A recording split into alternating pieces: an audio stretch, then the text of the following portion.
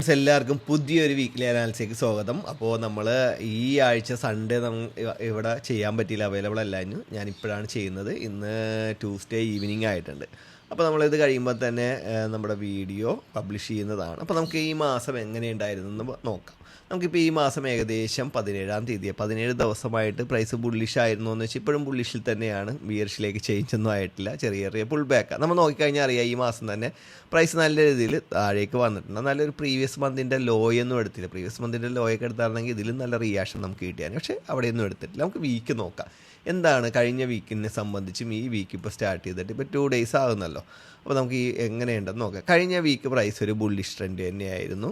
പക്ഷേ ഈ വീക്ക് വന്നിട്ട് പ്രൈസ് ഇന്ന് വീക്കിൻ്റെ ലോ എടുത്തായിരുന്നു. ഞാൻ ഓൾറെഡി ആ എടുത്ത സമയത്ത് തന്നെ മെൻറ്റർഷിപ്പ് ഗ്രൂപ്പിൽ ഇട്ടായിരുന്നു. അതിൻ്റെ റിയാക്ഷനിൽ തന്നെയാണ് പ്രൈസ് നിൽക്കുന്നത്.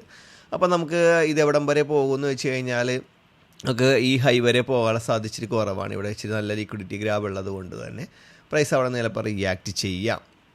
ഹൈ വരെ ടാർഗറ്റ് പോകണമെന്നില്ലെന്നാണ് ഞാൻ ഈ പറയുന്നത്. അപ്പോൾ നമുക്കിപ്പോൾ ഒരു നല്ലൊരു മൂവ്മെൻറ്റ്സ് കിട്ടിയിട്ടുണ്ട്. ഏകദേശം ഒരു 30-40% ഒക്കെ നമുക്കിപ്പോൾ മൂവ്മെൻറ്റ്സ് കിട്ടിയിട്ടുണ്ട്. അത് പ്രോഫിറ്റ് എടുത്ത് മാറുന്നതിന് നമുക്ക് ഡേയുടെ സെറ്റപ്പിൽ വെച്ച് നോക്കുകയാണെങ്കിൽ ഡെയിലി ഇപ്പോൾ നമുക്ക് വേറെ ഒന്നും പറയാനില്ല. ഡേകളുടെ ആ ഒരു ഓർഡർ ഫ്ലോയുടെ റിയാക്ഷനിൽ തന്നെ നിൽക്കണം. നമുക്ക് ഇതാണ് നമ്മുടെ ടാർഗറ്റ്. ആ ടാർഗറ്റിലേക്ക് എത്രയും മുമ്പായിട്ട് പ്രൈസ് ഒരു റേഞ്ചിലേക്ക് നിൽക്കുന്നുണ്ട്. ഇവിടെ നിന്ന് റിയാക്ട് ചെയ്തിട്ട് പ്രൈസ് ഒരു റേഞ്ചിൽ നിന്ന് ആ റേഞ്ചിൽ നിന്നാണ് പ്രൈസ് മൂവ് ചെയ്തുകൊണ്ടിരിക്കുന്നത്. ഇപ്പോൾ നമുക്ക് ഇവിടെ നോക്കാം.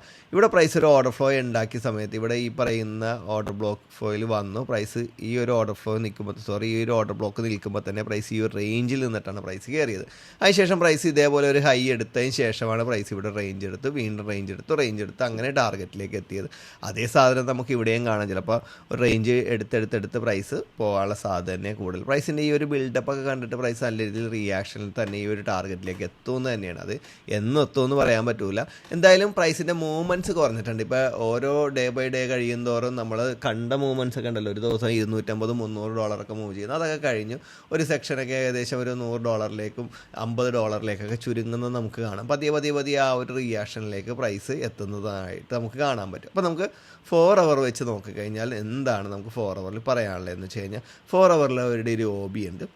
ഈ OBയിൽ വന്നു കഴിഞ്ഞാൽ നിങ്ങൾക്ക് ബൈ എടുക്കാവുന്നതാണ്. ലോങ് ടൈം കിട്ടുമെന്ന് എനിക്ക് പറയാനില്ല. എന്താ വെച്ചാൽ ഈ ഒരു സ്ട്രക്ചർ ഞാൻ നോക്കുമ്പോൾ ഈ സ്ട്രക്ചർ അത്ര സ്ട്രോങ് അല്ല. എന്തുകൊണ്ടെന്നാൽ ഈ മെയിൻ ഹൈ ഉണ്ടല്ലോ, ഇതിന് ലിക്വിഡിറ്റി ഗ്രാബാണ് നടത്തിയിരിക്കുന്നത്. ബോഡി ബ്രേക്ക് ആണെങ്കിൽ ഞാൻ പറയും ഇത് സ്ട്രോങ് ആണ്. നിങ്ങൾക്ക് ലോങ് ടൈം നിങ്ങൾക്ക് ഈ ടാർഗറ്റിൽ നമ്മളെന്തായാലും ഇവിടെ നിന്ന് എടുത്ത ട്രേഡ് ആ ടാർഗറ്റിലേക്ക് എത്തുന്നുണ്ടല്ലോ, ആ ടാർഗറ്റിലേക്ക് നിങ്ങൾക്ക് ഈ കിട്ടുന്ന ട്രേഡ് ഹോൾഡ് ചെയ്യുക. ചിലപ്പോൾ അത് പോകാം. അല്ലാന്നുണ്ടെങ്കിൽ നമുക്ക് എന്ത് ചെയ്യുക, ഇതിൻ്റെ ലോ എടുത്തിട്ട് പ്രൈസ് പോകാം. ഇങ്ങനെയൊക്കെ പോകാനുള്ള സാധ്യത കൂടുതൽ.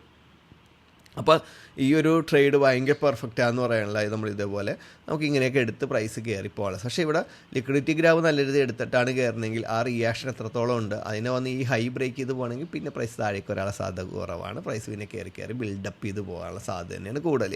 അപ്പോൾ നിങ്ങൾക്ക് ഒരു ബൈയിലേക്കുള്ള ഏത് ഓപ്പർച്യൂണിറ്റി യൂസ് ചെയ്യാം. പ്രൈസ് ഇപ്പോൾ ബിയറിഷിലേക്കാണ് വരുന്നതെങ്കിലും ആ ബൈയിലുള്ള ഓപ്പർച്യൂണിറ്റികളൊക്കെ നല്ല രീതിയിൽ എടുത്ത് പ്രോഫിറ്റ് എടുത്ത് പോകാവുന്നതാണ്. ഇപ്പോൾ വീക്കിൻ്റെ ലോ എടുത്തു, അത് ഓൾറെഡി റണ്ണിങ് പ്രോഫിറ്റിലാണ്. അതിന് ഒന്ന് ബ്രേക്ക് ഈവൻ അടിച്ചു കഴിഞ്ഞാൽ അടുത്ത ഇതേപോലെയുള്ള ട്രേഡുകൾ നമുക്ക് എടുക്കാം, അതും റണ്ണിങ് പ്രോഫിറ്റിലായിരിക്കും. പക്ഷേ മൾട്ടിപ്പിൾ ട്രേഡ് മൾട്ടിപ്പിൾ ടാർഗറ്റ് ഈ ഒരു സിസ്റ്റമാണ് നിങ്ങൾ ഫോളോ ചെയ്യണമെങ്കിൽ നിങ്ങൾക്ക് റെഗുലറായിട്ട് പ്രോഫിറ്റ് എടുത്ത് പോകാം. അല്ലാതെ ഒറ്റ ട്രേഡ് എടുത്ത് കുറച്ച് ഹോൾഡ് ചെയ്ത് അല്ലെങ്കിൽ കുറച്ച് ഹോൾഡ് ചെയ്ത് അപ്പോൾ തന്നെ പ്രോഫിറ്റ് ബുക്ക് ചെയ്ത് കഴിഞ്ഞാൽ ബാക്കിയുള്ള റണ്ണിങ് നമുക്ക് പ്രോഫിറ്റ് ബുക്ക് ചെയ്യാൻ പറ്റില്ല. പിന്നെ നമ്മൾ വേറെ ട്രേഡുകളിലൊക്കെ കയറി നമുക്ക് ലോസ് ഉണ്ടാക്കാം. അല്ല, ആ ഒരു ട്രേഡ് നിങ്ങൾ റൺ ചെയ്ത് വെച്ചിരിക്കുന്ന സമയത്ത് ചിലപ്പോൾ ബ്രേക്ക് ചെയ്യുമ്പോൾ അടിച്ചു കഴിഞ്ഞാൽ നിങ്ങൾക്ക് ലോസ് ഉണ്ടാകും. അപ്പോൾ നിങ്ങൾ ടോട്ടൽ നോക്കുമ്പോൾ നിങ്ങൾ ഓവറോൾ ബ്രേക്ക് ചെയ്യുമ്പോൾ ലോസിലായിരിക്കും, നമ്മൾ ഒരിക്കലും പ്രോഫിറ്റിലെത്തില്ല. അപ്പോൾ നമുക്ക് 1 അവറിലേക്ക് പോകാം. 1 അവറിലേക്ക് ചെന്ന് കഴിഞ്ഞാൽ നമുക്ക് ഇനി 1 അവറിൻ്റെ സ്ട്രക്ചറിൽ എന്തെങ്കിലും ഇൻറ്റേർണലൊക്കെ നമുക്ക് നോക്കാട്ടെ. ഇപ്പോൾ നിങ്ങൾക്ക് ഇന്ന് മോർണിംഗ് പ്രൈസ് വീണ് കഴിഞ്ഞപ്പോൾ ഈ ഒരു 1 അവറിൻ്റെ ഈ ഒരു ക്യാൻഡിലിൻ്റെ ലോ ലിക്വിഡിറ്റി നമ്മൾ കഴിഞ്ഞ ആഴ്ച തന്നെ പറഞ്ഞതാണ്. ഇപ്പോൾ ഈ ഒരു ലോ എടുത്തു കഴിഞ്ഞാൽ, അതായത് പ്രൈസ് ഈ ഒരു ക്യാൻഡിൽ ഫോം ചെയ്തതിന് ശേഷം നെക്സ്റ്റ് ഈ ലോ വന്നു കഴിഞ്ഞപ്പോൾ ഇത് എടുക്കണമെങ്കിൽ നല്ല റിയാക്ഷൻ നമുക്ക്. പക്ഷേ ഇതെടുക്കാതെ തന്നെയാണ് പ്രൈസ് പോയത്. ആ ഒരു കൺഫർമേഷനിൽ തന്നെ പ്രൈസ് സ്ട്രോങ് ആയിട്ട് നിന്ന് കയറിപ്പോയി. പക്ഷേ അങ്ങനെ എടുക്കണമെങ്കിൽ എടുക്കുക. അപ്പോൾ ആ ഒരു പൊസിഷനാണ് ഇപ്പോൾ പ്രൈസ് എടുത്തത്. അപ്പോൾ ഇനിയും പ്രൈസ് ഈ ഒരു പൊസിഷനിൽ നിന്ന് വീഴാൻ സാധ്യത ഉണ്ടെന്ന് വെച്ച് കഴിഞ്ഞാൽ വീഴാൻ സാധ്യതയുണ്ട്. വീഴാണെങ്കിൽ ചിലപ്പോൾ ഇവിടം വരെയൊക്കെ വരാം. പക്ഷേ സെല്ലായതുകൊണ്ട് തന്നെ നമുക്ക് പറയാൻ പറ്റില്ല പ്രൈസ് എങ്ങനെയാണെന്ന്. ചിലപ്പോൾ ആദ്യം ഒരു കൺഫർമേഷൻ തരും, അത് സ്റ്റോപ്പ് ലോസ് അടിക്കും. രണ്ടാമത് കൺഫർമേഷൻ തരും, അത് ജസ്റ്റ് റിയാക്ട് ചെയ്ത് ബ്രേക്ക് ഇവൻ അടിക്കും. നെക്സ്റ്റ് കൺഫർമേഷൻ എന്നായിരിക്കും പ്രൈസ് പോകണം. ഇങ്ങനെയൊക്കെ പോകാം. ചിലപ്പോൾ സെക്കൻഡിൽ പോകാം, തേർഡിൽ പോകാം.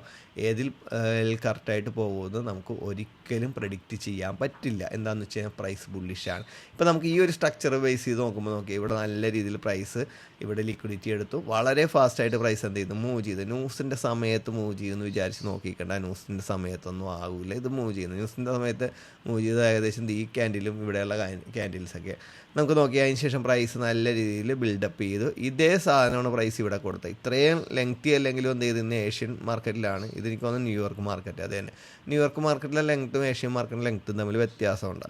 അത് വീണ്ടും എടുത്ത് കഴിയുമ്പോഴത്തേക്ക് സംഭവിച്ചേക്കുന്നത് എന്തെന്നാണ്, ഈ ഒരു 50 മിനിറ്റിൻ്റെ ഓർഡർ ഫ്ലോയിൽ വന്ന് ട്രിഗർ ചെയ്തിട്ടാണ് പ്രൈസ് താഴേക്ക് പോയത്.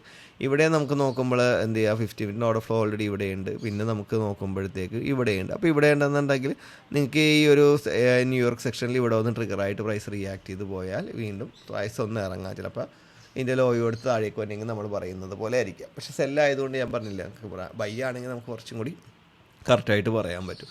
അപ്പോൾ ഇതാണ് ഗോൾഡിൻ്റെ സിറ്റുവേഷൻ. സെല്ലിലേക്ക് നോക്കാവുന്നതാണ്, പക്ഷേ ഞാനൊരു 50% താഴെ എൻട്രികളെ സെല്ലിലേക്ക് നോക്കാനായിട്ട് പറയുള്ളൂ. നമുക്ക് നേരെ ബ്രിട്ടീഷ് പൗണ്ടിലേക്ക് പോകാം. കറൻസികളിൽ എന്താണ് കഴിഞ്ഞ ആഴ്ച നടന്നത്, ഈ ആഴ്ച. ഇപ്പോൾ പല ആൾക്കാരും ചോദിക്കുന്ന ഗോൾഡിൻ്റെ ഇതിലാണല്ലോ കൂടുതൽ നോക്കുന്നത്. ഗോൾഡിൽ അത്രയും നല്ല മൂവ്മെൻറ്റ്സും കാര്യങ്ങളുണ്ട്. നല്ല പ്രോഫിറ്റിൽ പോകുന്ന സമയത്ത് ഞാൻ പോയി കറൻസികളിൽ നോക്കി സമയം കളയേണ്ട കാര്യമില്ല. എന്ന് വെച്ചാൽ കറൻസികളിൽ ഒരു 20-30 ട്രേഡ് എടുക്കുന്നതിൻ്റെ പ്രോഫിറ്റ് ഒരു ട്രേഡിൽ നിന്ന് എനിക്കിവിടെ കിട്ടും. അതേപോലെ ലോസ് ഉണ്ടാകും. പക്ഷേ ഞാൻ ഓൾറെഡി ഗോൾഡിൽ സെറ്റാണ്. അതുകൊണ്ട് എനിക്ക് ഗോൾഡ് എടുത്ത് പോകുന്നതിനൊരു പ്രോബ്ലം ഇല്ല. എന്താണെന്ന് വെച്ച് കഴിഞ്ഞാൽ പല ആൾക്കാരും ഒരു പെയർ ട്രേഡ് ചെയ്യും. നെക്സ്റ്റ് പെയറിലേക്ക് പോകുന്നത് എപ്പോഴാണെന്ന് വെച്ച് കഴിഞ്ഞാൽ ആ ഒരു പെയറിൽ ട്രേഡ് ചെയ്യുമ്പോൾ നമുക്കൊരു ക്രൈസിസ് ഉണ്ടാകുന്ന സമയത്ത്, അത് കുറച്ച് ലോസൊക്കെ ഉണ്ടാകുന്ന സമയത്ത് നമ്മൾ എന്ത് ചെയ്യും, വേറൊരു പെയറിലേക്കോ അല്ലെങ്കിൽ പല വീഡിയോയും കണ്ട് അല്ലെങ്കിൽ ഏതെങ്കിലും ഫ്രണ്ട് റെക്കമെൻഡ് ചെയ്ത് നമ്മളൊരു വേറൊരു പെയറിലേക്ക് പോകും. അവിടെ ചെന്ന് അവിടെ നിന്ന് പ്രോഫിറ്റ് കിട്ടും. അവിടെ നിന്നും കുറച്ച് ലോസ് ഉണ്ടാകുമ്പോൾ അടുത്ത പെയറിലേക്ക്. ഇങ്ങനെ ഒരു മങ്കീസ് മൈൻഡ് എന്ന് പറയും അതിനെ. ഇപ്പോൾ ആരാണെങ്കിലും അതേ പറയാൻ പറ്റുള്ളൂ. മങ്കീസ് മൈൻഡ് എന്ന് പറയാം. ഇവിടെ നല്ലത് വരുമ്പോൾ ഇവിടെ നിൽക്കും, അവിടെ ചീത്ത ചെയ്യുമ്പോൾ അടുത്തയിലേക്ക് പോകും, അവിടെ ഒരു ലോസ് വരുമ്പോൾ അടുത്തയിലേക്ക് ചാടിക്കൊണ്ടിരിക്കും. പക്ഷേ ഇതിൽ ഒരിക്കലും നിങ്ങളുടെ ലൈഫിൽ ഒരു പ്രോഫിറ്റബിൾ ട്രേഡർ ആകില്ല. നിങ്ങൾ ഏറ്റവും വളരെ കൊള്ളരുതാത്തൊരു ബിഹേവിയറുള്ള ഒരു ട്രേഡറായി മാറി നിങ്ങളുടെ ട്രേഡിംഗ് ലൈഫ് സ്പോയിലായി പോകും. എന്താണെന്ന് വെച്ച് കഴിഞ്ഞിട്ടുണ്ടെങ്കിൽ നിങ്ങൾ ഒരു പെയറിൽ നിങ്ങൾക്ക് ഈ ഒരു പെയറിൽ ഒരു പ്രോബ്ലം ഉണ്ടാകുന്ന സമയത്ത് നിങ്ങൾ സ്റ്റിക്ക് ഓൺ ചെയ്ത് അവിടുത്തെ സാധ്യതകൾ നിങ്ങൾ മനസ്സിലാക്കി, അവിടെയാണ് നിങ്ങൾക്ക് എക്സ്പീരിയൻസ് കൂടുതൽ, ആ സാധ്യതകൾ മനസ്സിലാക്കി നെക്സ്റ്റ് അതേ ഒരു പ്രോബ്ലംസ് വരുമ്പോഴത്തേക്ക് നിങ്ങൾക്കത് മാനേജ് ചെയ്യാൻ പറ്റും. അങ്ങനെ നിങ്ങൾ ആ ഒരു പെയറിൽ തന്നെ റെഗുലറായിട്ട് ട്രേഡ് ചെയ്ത് അത് ഏത് മൂവ്മെൻറ്റ്സിൽ നിങ്ങൾ പുതിയതായിട്ട് കാണുന്ന ഒരു മൂവ്മെൻറ്റ്സിൽ പോലെ നിങ്ങൾക്ക് കറക്റ്റായിട്ട് മാനേജ് ചെയ്ത് പ്രോഫിറ്റ് എടുക്കാൻ പറ്റും, നിങ്ങൾക്ക് ലോസ് വരാതെ. അവിടെയാണ് ഒരു സക്സസ്ഫുൾ ട്രേഡർ ഉണ്ടാകുന്നത്. അപ്പോൾ എനിക്ക് പറയാനുള്ളത് ഇതാണ്. അപ്പോൾ എന്നെ സംബന്ധിച്ച് ഞാൻ ഏറ്റവും ബെസ്റ്റ് പ്ലെയർ ഏതിലാണെന്ന് ചോദിച്ചു കഴിഞ്ഞിട്ടുണ്ടെങ്കിൽ ഗോൾഡിലാണ്. അതിൽ ഞാൻ ഓക്കെയാണ്, ഹാപ്പിയാണ്. അപ്പോൾ നമുക്ക് മന്തിലേക്ക് വരാം. മന്തിലേക്ക് വന്നു കഴിയുമ്പോൾ ബ്രിട്ടീഷ് പൗണ്ട് ഓൾറെഡി ഒരു ബിയറിഷ്, ഞാൻ ഓൾറെഡി ഇത് എടുത്തു കഴിഞ്ഞപ്പോൾ തന്നെ പറഞ്ഞതാണ് ബിയറിഷിലേക്ക് വരാൻ സാധ്യത. കുറച്ച് മാസമായിട്ട് പ്രൈസ് ബുള്ളിഷ് തന്നെയാണ്. എനിക്ക് ബ്രിട്ടീഷ് പൗണ്ടിലേക്ക് ട്രേഡ് ചെയ്യണം ഭയങ്കര ഇഷ്ടമുണ്ട്. ഏത് ട്രേഡ് എടുത്താലും പ്രോഫിറ്റേ വരുള്ളൂ. ഗോൾഡിനെ സംബന്ധിച്ച് ഗോൾഡിൽ 5 ട്രേഡ് എടുക്കണ സംബന്ധിച്ച് ഇതെടുക്കുമ്പോൾ ചിലപ്പോൾ 5 ട്രേഡ് എടുക്കുമ്പോൾ 100% പ്രോഫിറ്റ് ആയിരിക്കും. പക്ഷേ ചെറിയ പ്രോഫിറ്റാണ്, അത്രയുമേ ഉള്ളൂ. അപ്പോൾ അവിടെ നമ്മൾ അതിനേക്കാളും കൂടുതൽ അവിടെ ഒരു 5 ട്രേഡ് എടുക്കുമ്പോൾ 3 ട്രേഡ് SL-ഉം 2 ട്രേഡ് TP-യും ആണെന്നുണ്ടെങ്കിൽ ഇവിടെ എടുത്തതിൻ്റെ 10 ഇരട്ടി പ്രോഫിറ്റ് അവിടെ കിട്ടും. അപ്പോൾ അതെൻ്റെ എക്സ്പീരിയൻസ് ആണ്. ഇപ്പോൾ ഞാൻ പറഞ്ഞതേ ഉള്ളൂ. വീക്കിലേക്ക് വന്നു കഴിഞ്ഞാൽ പ്രൈസ് ഒരു ബിയറിഷ് വീക്കിൻ്റെ ലോ എടുത്തിട്ട് നമ്മളിപ്പോൾ ഗോൾഡിൽ കണ്ട. പക്ഷേ എന്തുകൊണ്ട് ഇത് വലിയ റിയാക്ഷൻ കിട്ടാത്തത് എന്തുകൊണ്ടാണെന്ന് വെച്ചാൽ ഞാൻ പറഞ്ഞുതരാം. ഇതൊരു ഇൻസൈഡ് ക്യാൻഡിൽ, ഇൻഡിപെൻഡൻറ്റ് ക്യാൻഡിലല്ല, ഇൻസൈഡ് ക്യാൻഡിലെ ലോയാണ്. അപ്പോൾ പിന്നെ നെക്സ്റ്റ് ഈ വരുന്ന ക്യാൻഡിലാണെന്നുണ്ടെങ്കിൽ ഒരു ബിയറിഷ് ക്യാൻഡിലാണ്. അതിൻ്റെ ഒന്നും എടുത്തിട്ടൊന്നും വലിയ കാര്യമില്ല. നിങ്ങൾക്ക് ഈ ലോയൊക്കെ എടുത്തു കഴിഞ്ഞാൽ നല്ലൊരു റിയാക്ഷൻ കിട്ടുന്നതാണ്. നമുക്ക് ഡേയിലേക്ക് വരാം. ഡേയിലേക്ക് വന്നു കഴിഞ്ഞാൽ എന്ത് സംഭവിച്ചെന്ന് നോക്കാം. ഡേയിലേക്ക് വന്നു കഴിഞ്ഞാൽ കൊണ്ട് അതിൻ്റെ ലോ എടുത്തിട്ട് വലിയ റിയാക്ഷൻ എന്നുള്ള പ്രൈസ് നല്ലൊരു താഴേക്ക് വന്നേക്കണേ. അപ്പോൾ ആ ഇൻസൈഡ് ക്യാൻഡിലൊക്കെ ഇപ്പോൾ ചില ഇൻസൈഡ് ക്യാൻഡിൽ റേഞ്ച് ബിസിനസ്സിലൊക്കെ റിയാക്ട് ചെയ്യുന്നത് നിങ്ങൾ കാണും. പക്ഷേ നമ്മൾക്ക് അങ്ങനത്തെ ഇൻസൈഡ് ക്യാൻഡിൽ ട്രേഡ് എടുക്കാൻ പോയി കഴിഞ്ഞാൽ 50% താഴെയായിരിക്കും സക്സസ് റേഷ്യോ. അപ്പോൾ നമുക്ക് ഉള്ള പ്രോബ്ലം ഒന്നും തന്നെ നമ്മൾ അങ്ങനെയുള്ള ട്രേഡുകൾ ടോട്ടൽ നമ്മളൊരു 10 എടുത്തു കഴിഞ്ഞാൽ ബ്രേക്ക് ചെയ്യും പോലുമല്ല, നിങ്ങൾക്ക് നല്ല ലോസിലായിരിക്കുന്നത്. അപ്പോൾ അങ്ങനെയുള്ള ട്രേഡുകൾ നമ്മൾ വേണ്ടെന്ന് വെക്കും. അപ്പോഴേ നമ്മൾ റെഗുലറായിട്ട് പ്രോഫിറ്റിൽ വരുള്ളൂ. നമുക്ക് ഡേയിലേക്ക് വന്നു കഴിഞ്ഞാൽ ഡേയിലൊന്നും പറയാനില്ല. പ്രൈസ് എല്ലാം ബുള്ളിഷിൽ പോയിക്കൊണ്ടിരിക്കുന്ന സ്ട്രക്ചർ തന്നെയാണ്. ഡേയുടെ ഐഡിയം എടുത്തു കഴിയുമ്പോഴോ ഡേയുടെ ഒരു ഡിസിഷൻ സ്റ്റോപ്പിലേക്ക് വരികയാണെങ്കിൽ നിങ്ങൾക്ക് ലോങ് ടൈം ബൈ നോക്കാവുന്നതാണ്. അതേപോലെ സെല്ലിലേക്കുള്ള സാധ്യതകൾ ഓപ്പർച്യൂണിറ്റികൾ പരമാവധി യൂസ് ചെയ്യുക. മെയിനായിട്ട് സെക്ഷൻ 50 മിനിറ്റ് ഇൻറ്റേർണൽ ഇതൊക്കെ നിങ്ങൾക്ക് സെല്ലിലേക്ക് എടുത്തു കഴിഞ്ഞാൽ അത് നിങ്ങൾക്ക് നല്ല പ്രോഫിറ്റ് എടുക്കാൻ പറ്റും. ലോങ് ടൈം എടുക്കാനായിട്ട് പറയുന്നില്ല. 4 ഹവറിലാണെന്നുണ്ടെങ്കിൽ 4 ഹവറിൻ്റെ ഒരു OB നിന്ന് പ്രൈസ് റിയാക്ട് ചെയ്തു. പക്ഷേ പ്രീവിയസ് ഹൈ പോയി പ്രൈസ് എന്ത് ചെയ്തു, ബ്രേക്ക് ചെയ്തില്ല.